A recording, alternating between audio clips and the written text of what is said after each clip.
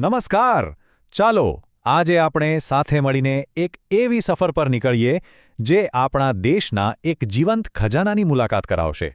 જી હા, આજે આપણે જાણીશું ભારતના અદ્ભુત વન્યજીવન વિશે અને તેને સાચવવા માટે જે પ્રયાસો થઈ રહ્યા છે તેના વિશે. આ એક એવી કહાણી છે જેમાં આપણને ગર્વ પણ થશે અને હા, થોડી ચિંતા પણ. ચાલો શરૂઆત જ એક એવા આંકડાથી કરીએ જે સાંભળીને કદાચ તમને નવાઈ લાગશે. 81,251. આ શું છે ખબર છે? આ છે ભારતમાં જોવા મળતી પ્રાણીઓની અલગ અલગ પ્રજાતિઓની સંખ્યા. જસ્ટ વિચારો, આપણો દેશ કુદરતી રીતે કેટલો બધો સમૃદ્ધ છે. આ ખાલી એક આંકડો નથી, આ તો હજારો જીવતી જાગતી વાર્તાઓ છે જે આપણા જંગલોમાં શ્વાસ લઈ રહી છે. તો આ 81,251માં કોનો સમાવેશ થાય છે? કલ્પના કરો, હિમાલયની બર્ફીલી ઊંચાઈઓ પર રહેતો પેલો શાનદાર હિમદીપડો, આસામના ગાઢ જંગલોમાં ફરતો એ મજબૂત એકશિંગી ગેંડો, અને હા, આપણા ગુજરાતનું ગૌરવ એશિયાઈ સિંહ, અને અલબત્ત આપણું રાષ્ટ્રીય પ્રાણી રૂઆબદાર વાઘ. આ બધા જ આપણી અમૂલ્ય કુદરતી વિરાસત છે. તો ચાલો એક નજર નાખીએ કે આજના આ વિષયમાં આપણે શું જાણીશું. પહેલાં તો ભારતના આ અદ્ભુત વન્યજીવનને નજીકથી જોઈશું. પછી એમના પર જે સંકટ છે એને સમજીશું. ત્યારબાદ સંરક્ષણ માટે શું ઉપાયો થઈ રહ્યા છે એની વાત કરીશું. અને છેલ્લે સૌથી અગત્યનું, આ બધામાં આપણી શું જવાબદારી છે એ જાણીશું. તો ચાલો શરૂ કરીએ આપણી સફરનો પહેલો મુકામ, ભારતનું અદ્ભુત વન્યજીવન. ભારતની ભૌગોલિક રચના જેટલી અનોખી છે ને કે અહીં પહાડો પણ છે, રણ પણ છે અને ગાઢ જંગલો પણ છે. એટલે જ તો દરેક પ્રકારના પ્રાણીને અહીં પોતાનું ઘર મળી રહે છે. સાચું કહું ને તો આ જગ્યા વન્યજીવો માટે કોઈ સ્વર્ગથી ઓછી નથી. જરા કલ્પના કરો તો, ઉત્તરમાં હિમાલયની સફેદ ચાદર ઓઢેલી ઊંચાઈઓ પર તમને જોવા મળશે હિમદીપડો. ત્યાંથી સીધા પૂર્વમાં જઈએ તો આસામના ભીના જંગલોમાં એક શિંગી ગેંડો, અને આપણા પશ્ચિમમાં કચ્છના સફેદ રણમાં દોડતો ઘુડખર અને ગુલાબી રંગના સુંદર સુરખાબ. અને એક વાત ખબર છે, આખી દુનિયામાં ભારત એકમાત્ર એવો દેશ છે જ્યાં વાઘ અને સિંહ બંને સાથે જોવા મળે છે. હવે કહો, આનાથી વધારે અદ્ભુત બીજું શું હોઈ શકે, બરાબર ને?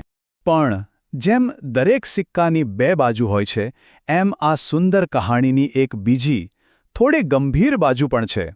હવે આપણે વાત કરીશું એ સંકટની, એ પડકારોની જેનો સામનો આ વન્યજીવો કરી રહ્યા છે. આ સાંભળવું કદાચ થોડું મુશ્કેલ છે, પણ સમજવું ખૂબ જ જરૂરી છે. આ એક વાક્ય જ આખા સંકટની ગંભીરતા બતાવવા માટે પૂરતું છે. વિચારો તો, એક સમયે જે ચિત્તો ભારતના જંગલોની શાન હતો, એ આજે આપણા જંગલોમાંથી સંપૂર્ણપણે નષ્ટ થઈ ચૂક્યો છે. આ આપણા બધા માટે એક લાલ બત્તી સમાન છે. એક ચેતવણી છે કે જો આપણે સમયસર નહીં જાગીએ તો ભવિષ્યમાં આ લિસ્ટમાં બીજા પ્રાણીઓના નામ પણ ઉમેરાઈ શકે છે. આવું જ એક બીજું દુઃખદ ઉદાહરણ છે ગીધનું. ગીધ એટલે કુદરતના સફાઈ કામદારો, ખબર છે ને, જે પર્યાવરણને સાફ રાખવામાં મદદ કરે છે.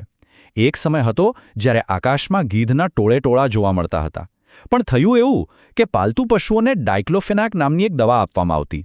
જ્યારે એ પશુઓ મરી જાય અને ગીધ એમને ખાય ત્યારે દવા ઝેર બનીને ગીધના શરીરમાં જતી.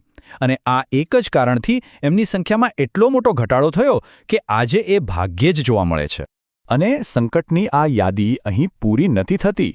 ગેરકાયદેસર થતો શિકાર, જંગલો કાપીને આપણે જે શહેરો મોટા કરી રહ્યા છીએ તે, વિકાસના નામે કપાઈ રહેલા જંગલો અને ચારે બાજુ ફેલાયેલું પ્રદૂષણ, આ બધી જ વસ્તુઓ ભેગી મળીને આ વન્યજીવો પાસેથી એમનું ઘર અને એમનું જીવન બંને છીનવી રહી છે. પણ દરેક રાત પછી સવાર થાય છે. આટલી બધી ચિંતાજનક વાતો વચ્ચે હવે આશાના કિરણની વાત કરીએ. ચાલો હવે જોઈએ કે આ મૂંગા જીવોને બચાવવા માટે કેવા ઉપાયો અને પ્રયાસો કરવામાં આવી રહ્યા છે. વન્યજીવોને બચાવવા માટે આપણી પાસે બે મોટા સુરક્ષા કવચ છે. એક છે અભયારણ્ય અને બીજું છે રાષ્ટ્રીય ઉદ્યાન. અભયારણ્ય એટલે એવી જગ્યા જ્યાં પ્રાણીઓ કોઈ પણ જાતના ડર વગર એકદમ મુક્ત રીતે ફરી શકે. અને રાષ્ટ્રીય ઉદ્યાન તો એનાથી પણ એક સ્ટેપ આગળ છે. ત્યાં ખાલી પ્રાણીઓ જ નહીં, પણ ત્યાંની વનસ્પતિ, કુદરતી સૌંદર્ય, આખા વિસ્તારને સુરક્ષિત કરવામાં આવે છે. અને આ પ્રયાસો કોઈ નાના પાયે નથી થઈ રહ્યા. જરા આ નકશા પર એક નજર કરો. તમે જોશો કે કાશ્મીરથી લઈને કન્યાકુમારી સુધી આખા ભારતમાં અભયારણ્યો અને રાષ્ટ્રીય ઉદ્યાનોનું એક મોટું નેટવર્ક ફેલાયેલું છે. આ એક એવું સુરક્ષા કવચ છે જે આપણા વન્યજીવોની રક્ષા કરી રહ્યું છે. આંકડાની વાત કરીએ તો 2014 સુધીના ડેટા પ્રમાણે ભારતમાં 503 જેટલા અભયારણ્યો અને 102 રાષ્ટ્રીય ઉદ્યાનો હતા. અને સારી વાત એ છે કે આ સંખ્યા દિવસે ને દિવસે વધી રહી છે.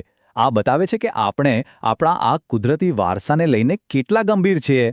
અરે એટલું જ નહીં, સરકારે અમુક ખાસ પ્રાણીઓને બચાવવા માટે તો સ્પેશિયલ પ્રોજેક્ટ્સ પણ શરૂ કર્યા છે. જેમ કે 1973માં શરૂ થયેલો પ્રોજેક્ટ ટાઇગર, જે આજે પણ એક સફળ ઉદાહરણ મનાય છે. એના પછી તો પ્રોજેક્ટ એલિફન્ટ, પ્રોજેક્ટ રાઇનો અને પ્રોજેક્ટ સ્નો લેપર્ડ જેવા ઘણા મિશન શરૂ થયા. તો ચાલો હવે આખા દેશની વાત પરથી આવીએ આપણા પોતાના ગુજરાત પર. આપણા ગુજરાતમાં પણ વન્યજીવનનો એક અદ્ભુત ખજાનો છુપાયેલો છે. તો તૈયાર છો ગુજરાતના રાષ્ટ્રીય ઉદ્યાનોની મુલાકાત લેવા? આપણા ગુજરાતમાં કુલ 4 રાષ્ટ્રીય ઉદ્યાનો આવેલા છે. અને તમને કહી દઉં, આ ચારેયની પોતાની એક અલગ જ દુનિયા છે, એકદમ અલગ ઓળખ છે. જુઓ, સૌથી પહેલાં 1975માં સ્થપાયેલું ગીર રાષ્ટ્રીય ઉદ્યાન. આ તો આપણા એશિયાઈ સિંહોનું એકમાત્ર ઘર છે. પછી 1976માં ભાવનગર પાસે આવેલું કાળિયાર રાષ્ટ્રીય ઉદ્યાન, જે કાળિયાર અને વરુ માટે જાણીતું છે. ત્યારબાદ 1979માં નવસારીમાં બનેલું વાંસદા રાષ્ટ્રીય ઉદ્યાન. અહીં તમને દીપડા અને ઝરખ જેવા પ્રાણીઓ જોવા મળશે.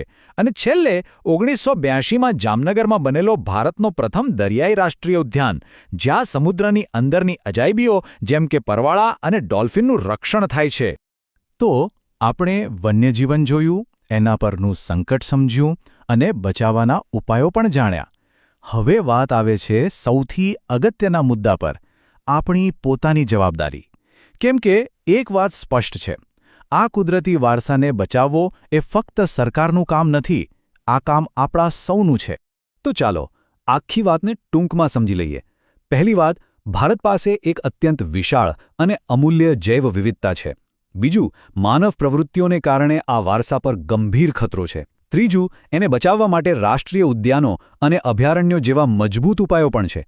અને ચોથું અને સૌથી મહત્વનું, આપણા વન્યજીવનનું રક્ષણ કરવું એ આપણા સૌની એક સહિયારી જવાબદારી છે.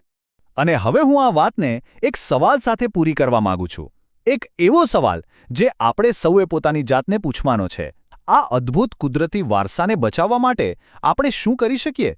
ચાલો આના પર ખાલી વિચારીએ નહીં, પણ આપણાથી બનતું કંઈક કરીએ પણ ખરા. કારણ કે યાદ રાખજો, આ પૃથ્વી પર જેટલો હક આપણો છે, એટલો જ હક આ મૂંગા જીવોનો પણ છે.